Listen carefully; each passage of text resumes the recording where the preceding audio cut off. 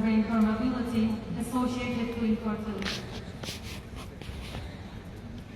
Hello, good afternoon. My name is Agustina Azpiroz. I'm from Buenos Aires, Argentina. And well, first of all, thank you for giving us the opportunity to be here. And I am going to present part of our work, which is entitled as MicroRNAs as Novel Biomarkers of Mucous Membrane Permeability Associated to Infertility.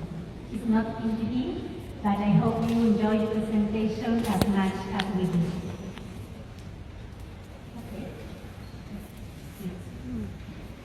Okay, as you all know, 20% of couples remain without diagnosis after fertility consult.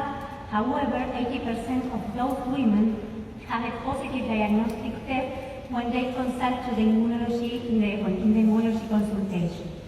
But something that caught our attention was that most of the patients that arrive to the immunology consultation share a lot of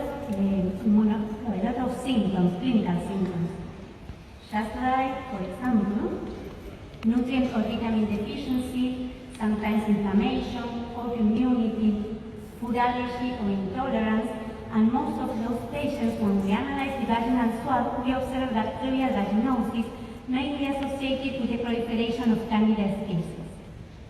So we asked ourselves which kind of pathology or syndrome could explain all those symptoms in our patients, and we see that there is a syndrome which is called a leaky gut that is characterized by an increase in intestinal permeability, where here you can see there is a tight junction barrier disruption where the homeostasis of the whole system is destroyed. But the molecular mechanism underlying this tight junction barrier disruption is still poorly understood, and there is no biomarkers that characterize this leaky gut syndrome. We believe that there is a lot of factors like stress, sometimes the infections, or sometimes the bad use of antibiotics, probiotics, prebiotics, or diet manipulation that alter the gut microbiome. And this is also associated with an increase in the gut permeability, and moreover, we observe and we see or we believe that there is an activation of the local immune response. We see activated macrophages, activated T cells with the synthesis of interleukins and different cytokines, activated B cells with the synthesis of autoantibodies, and there is a lot of immune cells that are activated or epithelial cells that are modulated with an increase in the synthesis of these molecules that are called microRNAs. All of these proteins and molecules can go through the bloodstream to get different target tissues, just like, for example, the reproductive system. So, what was our study question? If there is any biochemical parameter that allows us to identify a microbiota dysbiosis that is related to an immunological disbalance in women with unexplained infertility. This was our experimental design. Today we are going to present the data of 39 patients, 18 fertile women and 21 infertile patients that were recruited during last year. We performed a vaginal swab, an anal swab, and we took a peripheral blood sample.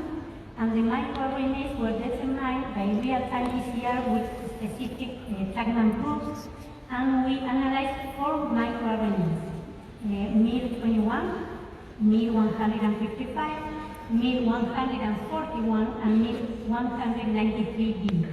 We selected them by bibliography, but now we are going to present data on 2 of these microRNAs because 2 out of 4 were significant different in both patients, fertile and infertile patients. So, what's a microRNA?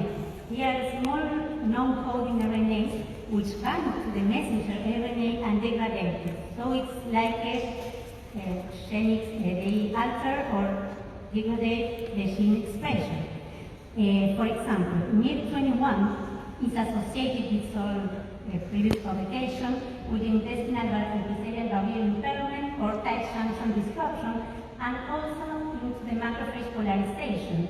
And it was published that it was upregulated following fungal exposure and moreover in some pathologies like ulcerative colitis, Crohn's disease, and also in lupus.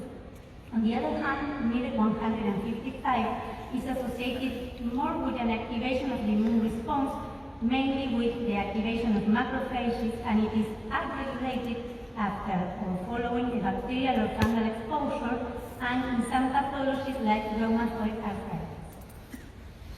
Now I am going to present our results. First of all, as I said before, we perform a vaginal swab and an anal swab. These are two kinds of different mucous membrane systems. In the vaginal swab, you can see that MIR-21 is upregulated in those patients. And when we do the correlation between MIR-21 and MIR-155, we observe a positive correlation between them. And when we analyze the anal swab, we observe the same phenomenon. MIR-21, I don't know if you remember, is associated with the epithelial cell barrier or the tight junction disruption. It is also upregulated, and we observe that the levels of this MIR in the anal swab was 10 times higher with respect to the same patient in the vaginal swab. And the levels of MIR-155 were also upregulated in these patients, and same happened when we perform the correlation. We observe a positive correlation between MIR-21 and MIR-155 in the anal swab. But what we really want is to know if these microRNAs could be a biochemical parameter, particularly a medical test. So we perform ROC curves, receiving operating curves for the two microRNAs in vaginal and anal swab. And as we want a medical test, we want the higher sensitivity. So we want the false negatives as few as possible. So we select the cutoff value that shows a higher sensitivity. For MIR-21, for example, we observe a sensitivity of 88% in the vaginal swab, and for MIR-155, we observe a sensitivity of 90%. And when we analyze the ROC curves in the anal microRNAs, we observe that they are also good parameters to differentiate fertile from infertile patients. We observe for both of them a sensitivity of 88%. So, what do we think is going on in our patients? This is like a summary of what we think. We think that there is a dysbiosis mainly associated with the reproduction of virus bacteria and with fungal microbiota.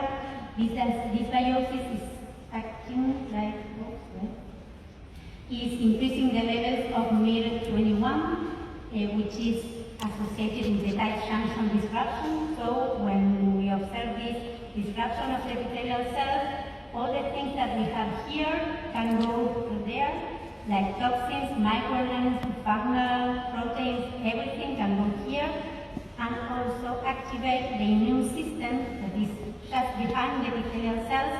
And this is like a vicious circle because obviously we observe an increased levels of microRNA 155. So this microRNA also activates the macrophages and activates all the immune cells here. So we have a leaky and inflamed mucous membrane in those patients. So this is like this vicious circle. We have an ultramicrobiota, an oxidative stress that is associated with an inflammation and a leaky gut. So this is what we observe in our patients. And this is where we want to go. We want to restore the homeostasis of these patients. What we want is to get a normal anaerobic microbiota in contact with a normal tight junction and in a tolerant immune response. And how do we get here? Well, we can get here with personalized medicines. In particular, depends on each patient, like the use of prebiotics, probiotics, the correct use of them, sometimes with micronutrition. As Dr. Roberts said in the keynote today, a healthy mom leads to a healthy child. So we want to restore the homeostasis of the mom.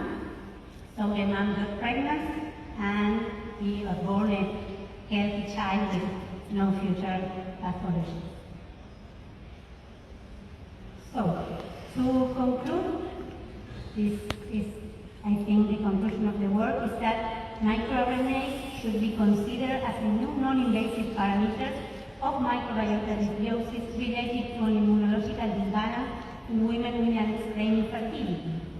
But obviously, further studies should be conducted in order to characterize the role of leaky gut in unexplained infertility. Thank you very much. Thank you very much. Are there any questions or comments from the audience? I see one person. Hello, thank you for your presentation. Part of your take-home message is that part of your take-home message is that this dysbiosis can be treated with probiotics. I don't know which do you have any specific evidence about that? No, the treatment is by the immunology specialist, and she's taking into account a lot of symptoms in the patient, a lot of parameters in the system, parameters, biochemical parameters, and you don't have a lot of probiotics, but sometimes the use of lactobacillus can be used, but mainly prebiotics or micronutrition, because you have to supplement the vitamins or the iron, because most of the patients have iron deficiency, and to restore the microbiota and the epithelial cells, you can use different treatments like glutamine, or it's mainly micronutrition more than probiotics, because we don't have a lot to use, in fact. One question in front. Thank you. Apart from the microbiome, autoimmune diseases nowadays are being treated very well with biologics like chemo, for example, rheumatoid arthritis and multiple sclerosis and diseases of the gut. Do you have any idea whether, I'm not so new now, 15 years old, drugs like Humana might be useful in the current generational fight? Which kind of drugs would you recommend? HUMIRA, there are many of them being used, drugs being used for autoimmune disease. No, in the treatment we want a treatment as natural as possible, because we think that the problem of those patients is that the mucous membrane is altered, so we want to restore this mucous membrane to the microbiota in order to the communication be okay and restore the inflammation. And well, but we don't use this kind of drugs. Are there any more comments or questions? If not, then just one more. Thank you, Commissioner. I have a question about the sample collection time. Which days of the menstrual cycle you collect the blood from the control or The blood? Yeah. Okay. The peripheral blood sample is in order to see if there is any autoimmune disease, the autoantibodies, and the levels of vitamins, the level of iron, sometimes it depends on the specific clinic of the patient. We don't measure the microRNAs in the blood. We only measure microRNAs in this mobile system, like the vaginal or anal swab, because specifically we want to be a non-invasive study. You're welcome. Thank you for your question. We would like to thank the speakers as well as to the audience for your kind attention, and it's our privilege and pleasure to close this session. Thank you.